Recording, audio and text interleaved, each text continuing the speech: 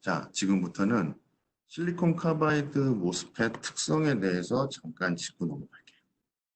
카바이드 같은 경우에는 실리콘하고 이제 물성적인 특성도 좀 다르고요.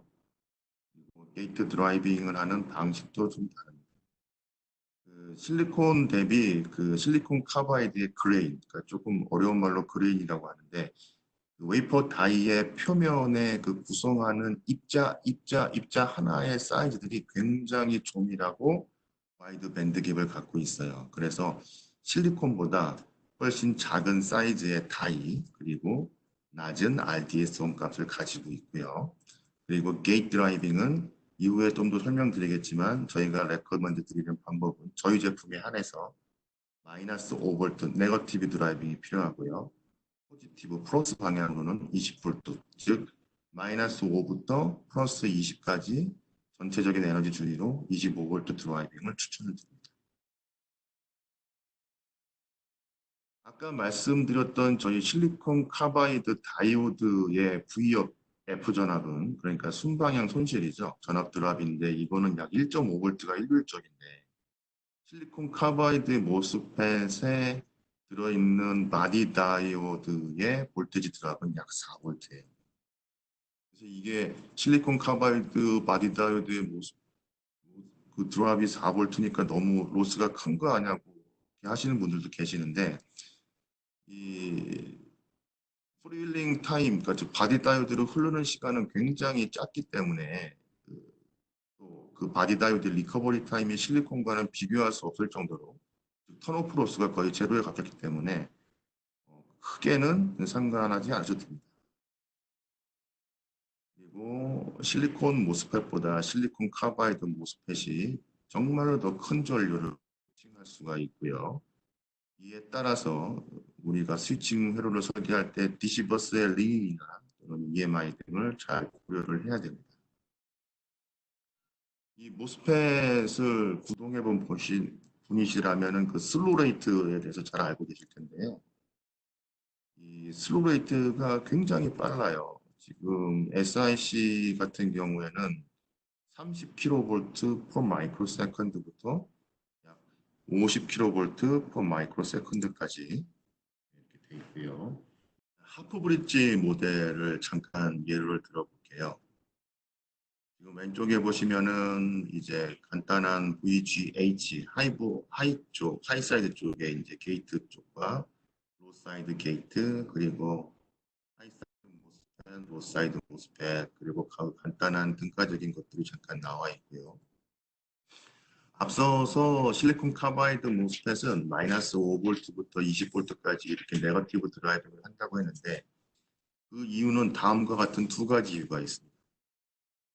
첫 번째로 이제 게이트 드라이버의 임피던스에 관계된 내용인데요. 이제 우리가 스위칭을 할 때 저희가 이제 그 캐패시턴스 영향을 잘 알아야 돼요. 이런 그 크로스 컨덕션 로스 밀러 이펙트라고 하는데요. 예를 들어서 우리가 이제 그 모스펫의 캐패시턴스를 보게 되면은 뒷장에서 잠깐 뭐 그래프가 나오겠지만 잠깐 보고 지나갈까요? 뒷장은?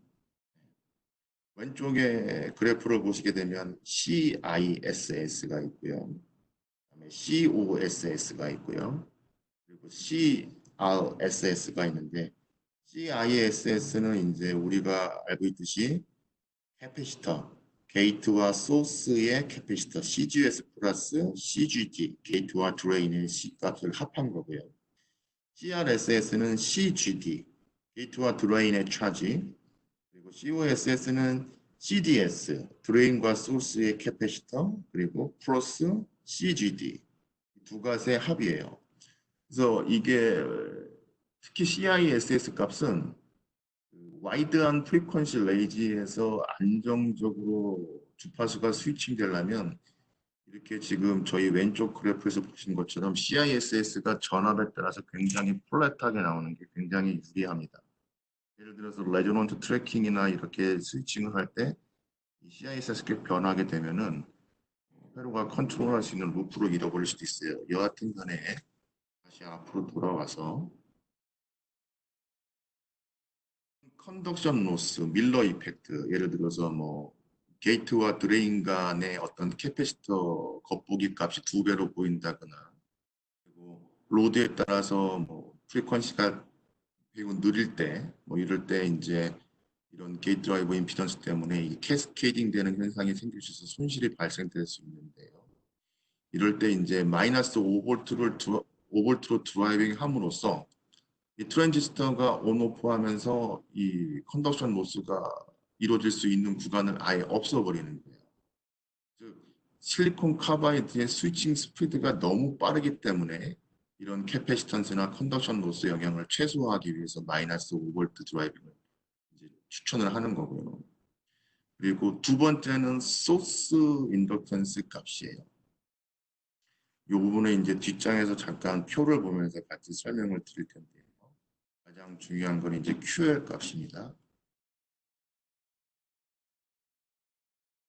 이번 장에서는 이제 하프 브릿지의 QL 로스를 테이블로 설명을 했어요. 그 조건을 이제 네 가지로 나눴는데 QL 로스라는 그쪽 그 칼럼을 보시면 1mH 인덕티브 로드, 그리고 로드가 없을 때, 그리고 20A의 저항 로드, 그리고 40A의 저항 로드, 그리고 그 LG나 LS가 애디셔널하게 붙을 때, 그리고 토탈 파워로스, TO247 패키지가 마운팅되는 방법에 따라서 각각의 로스를 계산해 놨습니다. 자, 이제 설명을 한번 드려볼게요. 먼저 그 두 번째 노로드 컨디션을 보게 되면은 지금 247이 마운팅 되는 방법에 따라서 그 로스의 차이가 나는데요. 플롯이라고 하는 방법은 SMT에 반대다는 말이에요. 즉 다시 말해서 우리가 그 수삽 공정이라고 하죠. 디스크리트를 PCB에 홀을 뚫고 그 안에 매입을 하는 방법을 이제 플롯이라고 해요. 그래서 PCB에서 1cm 떨어졌을 때 오프 PCB 할 때 11.67W의 로스고요. 그리고 0일 때는 12.02. 이건 플러시 타입이고. 그리고 1mH 인덕티브 로드일 때 이제 어디셔널 LG/LS가 5가 있을 때 나노헬리겠죠. 약 1.98 1cm PCB가 오프됐을 때, 그리고 플러시 타입으로 됐을 때 2.01. 즉 다시 말해서 라이트 인덕티브 로드 리절트는 굉장히 그러니까 QL이 굉장히 작은 거, 인덕티브 로드가 굉장히 작은 거는 스위칭할 때 로스를 거의 일으키지 않아요. 즉 다시 말해서 우리가 PCB 회로를 그릴 때도 이 QL, 그 PCB 패턴에서 생길 수 있는 이 QL의 로스를 최소화할 수 있도록 항상 그 디자인을 하는 습관을 들이셔야 됩니다. 그럼 반대로 이제 저항 로드에서 한번 볼게요. 20A의 저항 로드에서는 지금 보시면은 플러시 타입이 18.58W의 손실이 있었고요. 그리고 어디셔널하게 LG나 LS가 5나노헬리가 붙으면 19.72W. 아까하고 반대로 증가를 하죠. 40A 쪽을 볼게요. 40A 쪽으로 보면은 69.09W의 로스가 있는 거에 비해서 플러시 타입이 PCB에서 1cm 오프한 타입은 76.06W, 약 7W의 로스가 발생을 합니다. 자, 그리고 이제 앞서 말씀드린 그 밀러 이펙트 게이트 드라이브 임피던스에 관해서 또 설명을 잠깐 드리면, 밀러 이펙트라고 하는 부분은 지금 오른쪽 스위칭 웨이브 폼을 보시면 지금 보시면 이 빨간 선으로 이렇게 동그라미 쳐놓은 두 부분, 이게 바로 이제 그 모스펫의 캐패시터 차지가 가질 수 있는 어떤 그런 네거티브한 영향이에요. 즉 이 부분들의 스위칭이 손실로 발생이 되는 어떤 그럽니다. 당연히 이제 모스펫의 QGS 값이 작은 것을 선택하는 것이 좋을 걸로 판단이 됩니다. 다음은 이제 바디 다이오드의 특성에 대해서 이제 잠깐 보여드릴 텐데요. 데이터 시트에 보게 되면은 뭐 TF, TR, TRR 뭐 이런 말들이 많잖아요. 그 정의가 바로 왼쪽 그래프에 나와 있습니다. 지금 보시게 되면 TF가 정의하는 부분, 커런트를 따라가 보시면 알겠죠. 그리고 TR이 정의하는 부분, 그리고 지금 완전히 리커버리 하는데 걸리는 시간이 약 100나노세컨드가 조금 넘는 수준이니까 굉장히 빠른 스피드를 갖고 있고요. 그리고 오른쪽에 보시게 되면 1200V 40mΩ 바디 다이오드의 QRR, 그러니까 바디 다이오드가 갖고 있는 전체 전하량 리버스 리커버리에 대한 데이터들이 있어요. Q는 CV니까 이제 그 캐패시티에 따른 전하량을 그래프로 표현한 그림입니다.